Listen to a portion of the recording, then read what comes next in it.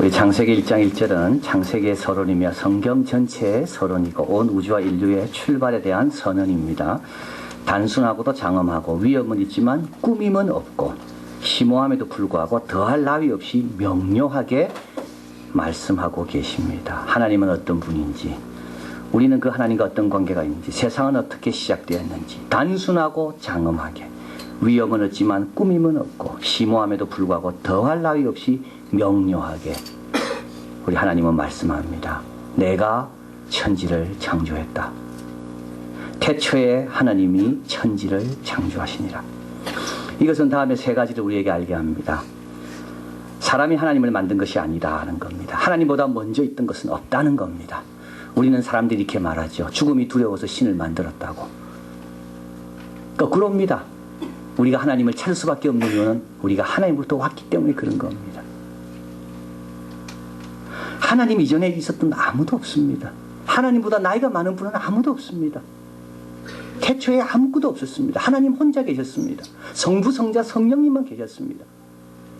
모든 것은 그 이유입니다. 우리가 하나님을 찾는 이유는, 물오리가 물을 그리워하는 이유는 그렇게 지음받았기 때문인 겁니다. 두 번째는 우리 하나님은 세상과 다르다는 겁니다. 우리 하나님은 세상과 구별되어 있습니다. 하나님은 세상에 속한 분이 아닙니다. 세상의 부분도 아닙니다. 화가와 그림이 다른 것과 똑같습니다. 화가를 만나려면 화가한테 가야지 그림 앞에 아무리 절하고 인사하고 이야기해도 대화는 안 되는 겁니다. 하나님 만나려면 하나님께 직접 가야지 산으로 가든지 들로 가든지 바다로 가면 안 되는 겁니다. 바다의 신이 아니죠. 우리는 그를 창조하신 하나님을 섬기는 겁니다. 하나님은 바다에 계시지 않아요. 하나님은 산속에 들어있지 않아요. 산을 향해 절하지 않습니다. 우리 하나님은 창조하신 분입니다. 우리 하나님은 화가처럼 그림 여기 있으면 우리 하나님은 딴 데에 계실 수 있습니다. 그림만 쫓아다녀가 안 되는 거죠. 하나님이 어디 계시는가? 하나님과 직접 만나야 되는 거예요. 또 세 번째로 우리 하나님이 천지를 만드셨다는 말은 천지는 우연히 된 게 어쩌다 된 게 아니라는 겁니다. 우리 하나님이 만드신 겁니다. 왜 근데 사람들은 하나님이 만들었다는 것을 그렇게 받아들이기 힘들어할까요? 그러면서 우연히 된 거는 잘 받아들입니다. 세상이 우연히 된 거에 대해서는 아무 문제 삼지 않아요. 세상이 우연히 이렇게 된 거에 대해서는 어느 누구도 문제 삼지 않아. 그러나 하나님이 만들 거에 대한 것에서는 문제를 삼아요. 왜 그렇습니까? 우연히 그렇게 고상한 일입니까? 우연이라는 개념이 그렇게 고상한 개념입니까? 참 인간 어리석습니다. 세상이 우연히 된 거에 대해서는 과학자들이 하나님 이런 말을 떠올리기 싫어합니다. 왜냐하면 벌써 저 사람의 사고와 생각의 경향은 비합리적이라고 비춰질까 봐. 그러면서 우연이라고 말하는 것에서는 전혀 부담 갖지 않아요.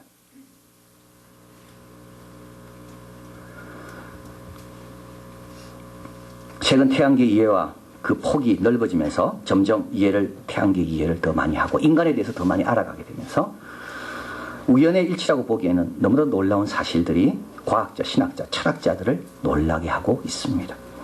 우주에 생명체가 존재하고 적어도 우리가 이렇게 걸어다니고 눕고 일어나고 밥 먹고 생활하고 머리가 자라고 손톱이 자라고,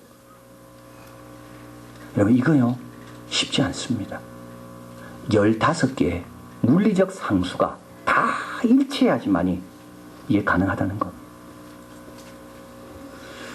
중력의 세기, 핵력의 세기, 광속 이런 게 물리적 상수입니다. 근데 이거를 하나도 맞추는 게 어려운 겁니다. 근데 15개가 동시에 똑같이 해야지만 사람이 걸어갈 수 있다는 겁니다. 누울 수 있고 앉을 수 있고.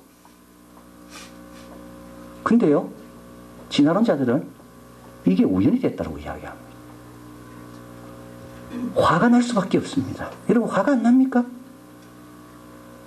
이런 옷이 우연이 됐습니까? 마이크가 우연이 됐습니까? 이런 단순한 것도 보면 이거는 우연이다 아니라는 거 분명히 알 수 있는데, 이 엄청난 우주의 질서와 이 신묘 마취감을 보면서 우연이 됐다라고 이야기합니다. 대폭발이 150억 년 전에 일어났습니다. 이게 최근에 발견된 거죠. 빅뱅 티오리입니다. 물리학자들이 발견했습니다. 그러면서부터 물리학자들은 이제 인정하게 된 게 있습니다. 세계의 시작이 있었다. 우주의 시작이 있었다는 건 2000년 걸린 거예요. 이제 발견한 거예요. 우주의 시작이 있구나. 창세기에 창세기는 시작의 책인데 이 창세기의 말씀이 좀 맞는 거구나.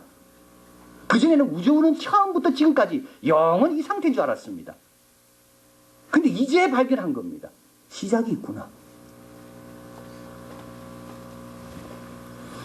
대폭발 이론을 처음 제시하여 노벨상을 받은 아노 펜지어스.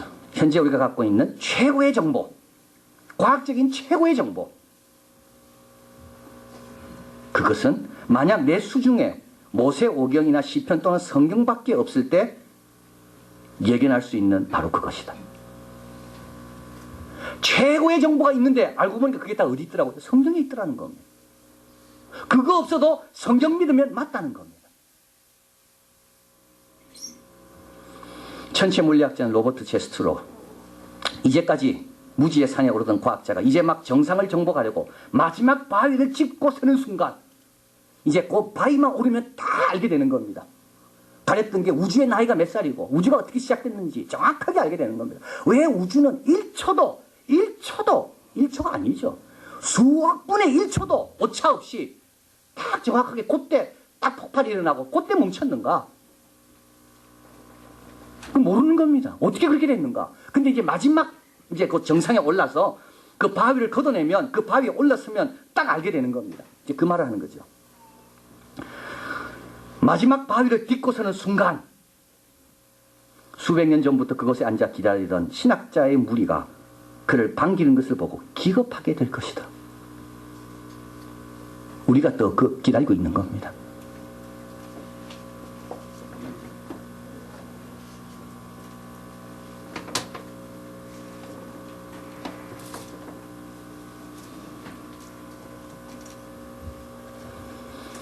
여기 하나님께서 창조하셨다는 말은, 창조라는 말은 바라라는 말입니다. 히브리 말로 바라. 이거는 주어는 항상 하나님입니다. 인간이 뭘 만드는 거에 바라라는 말을 쓰지 않았습니다. 하나님이 만드실 때만 바라라 썼습니다. 그리고 이 바라는 그냥 만든 게 아니라 예술적인 감각을 가지고 정성을 들여 만든 것을 표현할 때 바라라고 썼습니다. 여러분, 하나님이 이렇게 얼마나 아름답게 만드셨는지. 들에 피는 백합화도 하나님 친히 입히신다고, 공중에 나는 참새 한 마리도 하나님 허락 없이 떨어지지 않는다고. 자, 그래서 우리는 하나님이 만드셨다는 걸 볼 때 나는 잘 모릅니다. 과학도 모르고 물리도 모릅니다. 그러나 하나님이 처음부터 강조하시는 걸 봐서 이거는 분명한 거죠. 믿습니다. 그죠? 그러면 과학자들이 또 앞으로 2000년 동안 연구할지 몰라요. 과학자들은 연구하는 사람들이죠. 계속 연구할 겁니다. 그러다 마지막 정상에 다 올라보면 우리가 믿고 있는 그대로 이거구나. 그래서 태초에 하나님이 천지를 창조하셨다. 이 말은 모든 걸 하나님이 바라로 창조하셨다. 그리고 하나님은 거기에 계시지 않고 이것은 우리를 위해 뜻한 바가 있어서 우리에게 주신 것이고 연구하고 관리하고 축복하고 다스리는 대상이지 여기를 섬기고 두려워하고 그럴 것이 아니다. 그리고 우리 하나님보다 먼저는 하나도 없다. 이것을 말씀합니다.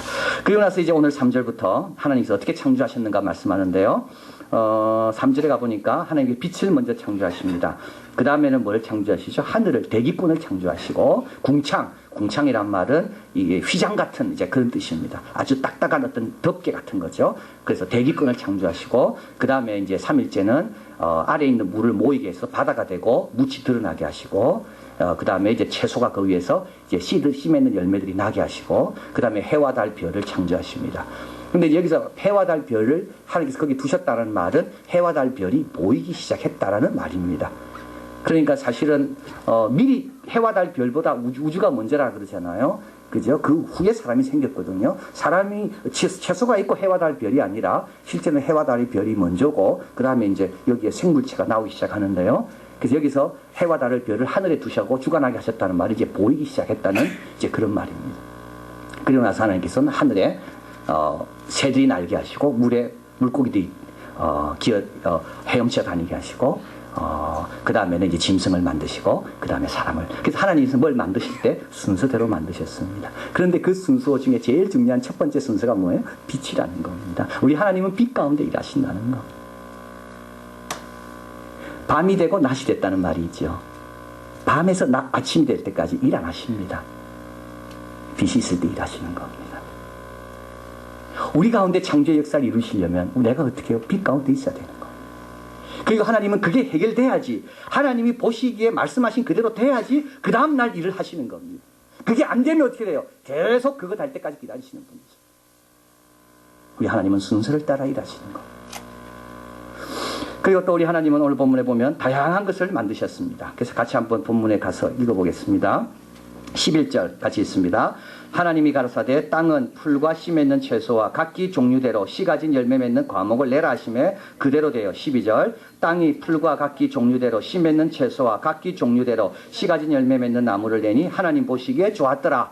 자, 한번 보십시오. 처음부터 어떻게 돼요? 종류가 나옵니다. 씨도 종류가 다 다르고 과목도 종류가 다 다릅니다.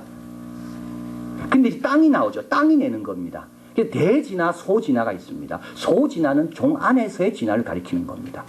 그러니까 우리 성경은 소진화죠. 왜냐하면 땅의 성격에 따라서 열매가 다를 수가 있다는 겁니다. 열매가 더 달 수도 있고 더 작을 수도 있고. 그러나 열매가 다른 열매로 바뀌지는 않는 겁니다. 왜냐하면 처음부터 하나님께서 종을 정하셨다는 말이에요. 종류대로.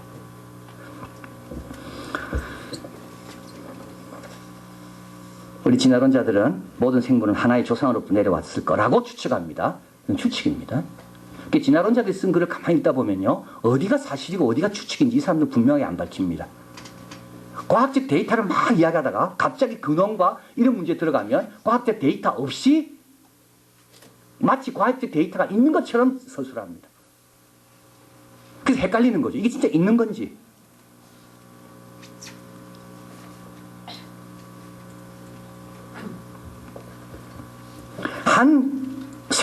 한 생물 조상으로부터 왔다. 근데 자연 선택이죠. 자연에 적응하고 자연이 선택을 하고 내가 생존할 수 있는 종은 살아남고, 그 종은 그러니까 살아남으니까 이제 좀 강한 종이겠죠. 근데 그 종에 돌연변이가 일어나고 그 돌연변이를 통해서 새로운 종이 만들어지고, 그 종이 또 자연 선택에 의해서 또 살아남다가 또 돌연변이 일으켜서 또 새로운 종이 만들어지고, 그래서 어디까지 왔다고요? 인간까지 왔다는 거. 자연에서 발견하는 소금의 변화, 핀치새의 뿌리가 뭐 작아지고 늘어지고 이거죠. 이거 찰스 다윈이 발견한 거죠. 야, 이거는 정말 이거 생존하기 위해서 자연이 그렇게 자꾸 만들어가는구나. 자연에서 일어나는 작은 변화, 이것이 수억 년이 될 경우에는 종의 변화도 있을 거다. 그래서 결국 인간은, 오늘 우리는 한 종으로부터 왔다. 수중에 있는 미생물로부터 왔다. 온전한 진리를 적은 낸시 피어스는 유기체의 변화에는 한계가 있다는 것은 상식이고 가장 정확하고 오래 관찰된 내용임을 우리에게 말해줍니다. 더 빠른 말은 나올 수 있습니다. 그러나 말이 아무리 빨라도 치타처럼 빠를 수는 없습니다. 더 큰 사과는 열릴 수 있습니다. 그러나 아무리 사과가 크게 열려도 호박만큼은 열리지 않습니다. 호박만큼 열리는 사과를 만들었다 칩시다. 어떻게 될까요? 그 유기체는 약해지고 질병에 걸릴 확률이 높으며 생산력이 떨어지더라. 초파리 실험을 했습니다. 증명을 하기 위해서 돌연변이를 일으켰을 때 어떻게 변하는가. 그래서 레이저를 계속 쏘은 겁니다. 그래서 초파리 날개가 원래 2개거든요. 근데 레이저를 계속 쏘니까 날개가 2개가 더 생긴 겁니다. 와, 봐라. 이렇게 돌연변이에 의해서 초파리도 변하는구나. 근데 날 때 보니까 이 2날개는, 돌연변이로 생긴 2날개는 움직이지 않더라는 거. 그리고 그것이 오히려 앞에 있는 원래 있는 2날개를 눌러가지고 초파리가 더 생존하기가 어렵게 만들더라는 거.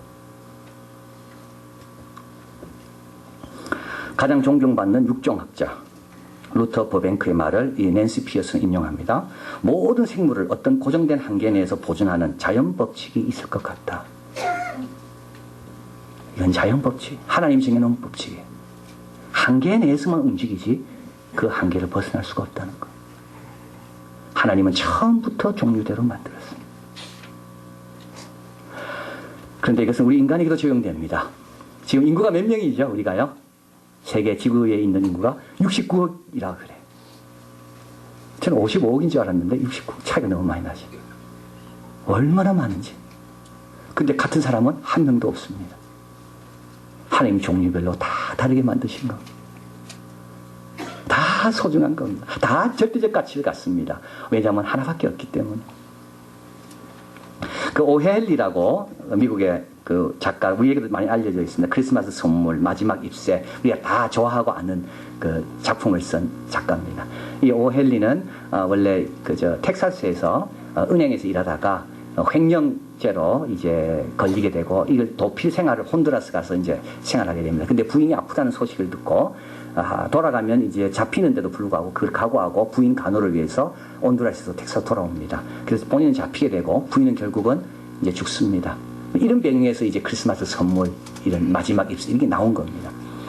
그러고 나서 이제 뉴욕으로 옮겨서 이분의 작품성을 인정한 어떤 한 독재가가 이제 방을 하나 주고 무조건 너는 작품만 적어라. 그래서 열심히 작품을 적습니다. 한 주에 한 편씩 작품이 나오는 거예요. 그래서 300편을 적고 어떤 주는 어떤 한 1년은 70편을 적습니다. 열심히 적. 그런데 이제 뉴욕에 있는 한 친구가 자기에게 와서 이제 이렇게 이야기하더라는 거죠. 뉴욕에서 우리가 꼭 알아야 되고 또 사귈 만한 사람은 400명밖에 안 된다. 사귈 만한 가치 있는 사람 400명만 사귀면 뉴욕에서 된다. 오헬리는 그걸 듣고 기분이 나빴습니다. 그래서 오헬리는 아니야. 사귈 만한 가치가 있는 사람은 뉴욕에 400만 명이야. 400만 명은 뉴욕시 전체 인구를 가리키는 거야. 그래서 그는 소설 전집을 낼 때, 선집을 낼 때 400만 명. 거기에 뭐가 실렸는가 하면 마지막 입새하고 크리스마스 선물이 실린 겁니다. 여러분 몇 명만 알면 됩니까? 힘 있는 사람 몇 명만 알면 될까요? 나하고 비슷한 사람 몇 명만 알면 됩니까? 하나님 뜻은 그거 아닙니다. 오헬리의 작품에 보면 가난하고 어려운 사람들이 많이 나오고 인간미가 물씬 풍깁니다. 두 신사라는 소설에 보면 이런 내용이 나옵니다.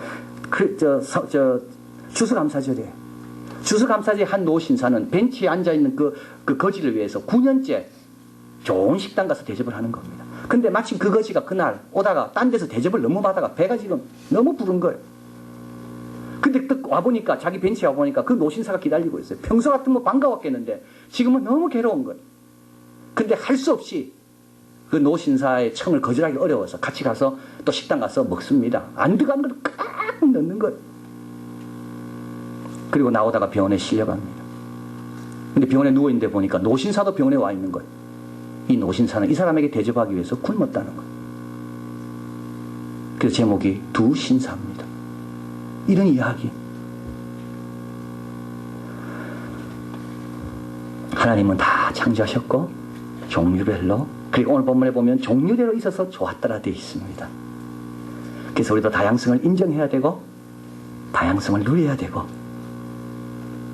우리 하나님의 창조의 뜻 가운데 이 다양성이 있다는 것, 그걸 말씀합니다. 마지막으로 우리 하나님은 말씀으로 창조하십니다. 여러분 성경 한번 가보겠습니다.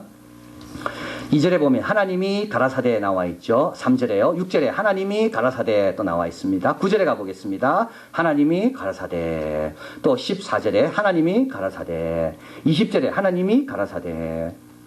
24절에 하나님이 가라사대. 전부 반복돼서 나오는 게 뭐죠? 하나님이 가라사대. 이 가라사대라는 말은 하나님이 말씀하셨다는 것. 하나님은 어떻게 창조하셨어요?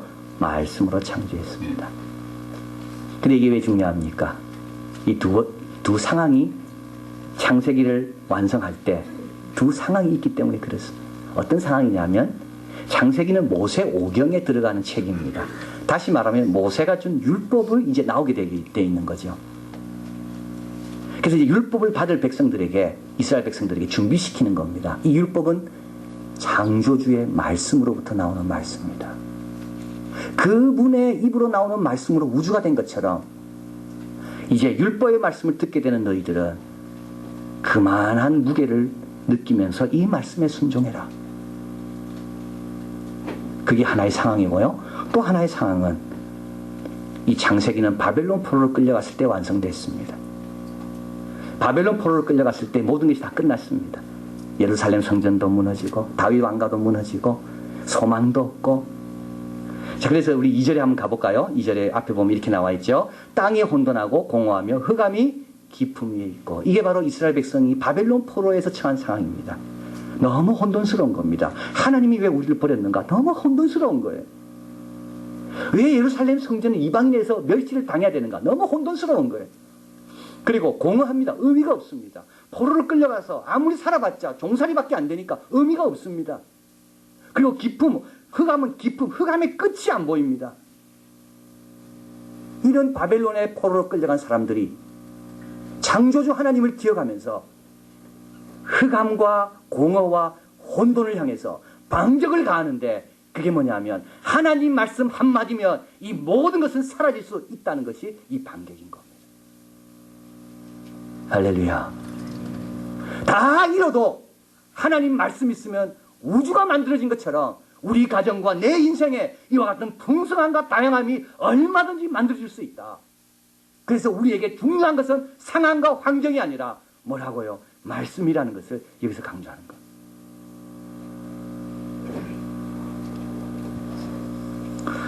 이 창세기와 같은 시기에 지어진 책이 있습니다. 이사야 두 번째 부분입니다. 이사야서. 거기 40장에 가면 이렇게 말합니다. 야곱아 내가 어찌하며 말하며 이스라엘아 내가 어찌하여 이르기를 내 사정은 여호와께 숨겨졌으며 원통한 것은 내 하나님께 수리하심을 받지 못한다 하느냐. 흑암이 깊음 위에 있습니다. 혼돈이 있습니다. 공허함이 있습니다. 내 사정을 왜 하나님이 알려주지 못하는가? 같이 읽겠습니다. 그 다음에요. 너는 알지 못하였느냐? 너는 듣지 못하였느냐? 영원하신 하나님 여호와 땅끝까지 창조하신 자는 피곤치 아니하시며 곤비치 아니하시며 명철이 하늘에 없으시며 피곤한 자에게는 능력을 주시며 무능한 자에게는 힘을 더하시나니 소년이라도 피곤하며 곤비하며 장정이라도 넘어지고 자빠지되 오직 여호와를 앙망하는 자는 새 힘을 얻으리니 독수리에 날개치며 올라감 같을 것이요 다른 박질하여도 곤비치 아니하겠고 걸어가도 피곤치 아니하리로다. 여기 본문에 보면 땅끝까지 창조하신 분은 어떤 하나님이라고요? 영원한 하나님이라는 겁니다. 그때 하나님이 오늘의 내 하나님이라는 겁니다. 어제나 오늘이나 영원히 동일하신 하나님. 그때 말씀으로 우주를 지으셨다면 그 하나님의 능력이 오늘도 나에게, 우리 가정에, 우리 교회에 이 역사 가운데 일어날 수 있다는 겁니다. 믿음 있는 사람이 누굴까요? 믿음이 좋은 사람이 누굽니까? 이 말씀의 힘을 믿는 사람. 아브라함이 하나님을 믿을 때 하나님이 의로 여기셨다 그랬습니다. 이거를 믿고 받아들이는 사람입니다. 믿음 좋은 사람이 누굽니까? 하나님이 다양하게 창조하신 것을 인정하는 겁니다. 믿음 좋은 사람이 누굴까요? 우리 하나님의 뜻은 순서대로 된다는 것을 믿는 사람입니다. 기다리는 사람입니다. 흑암이 아무리 깊어도, 공허가 아무리 강해도, 혼돈이 아무리 진해도 말씀 하나면 다 해결된다라고 믿고 기다리는 사람. 그 사람을 통하여 우리 하나님 영광 받으시고 그 사람에게 창조의 능력을 보여주실 줄 믿습니다. 기도하겠습니다.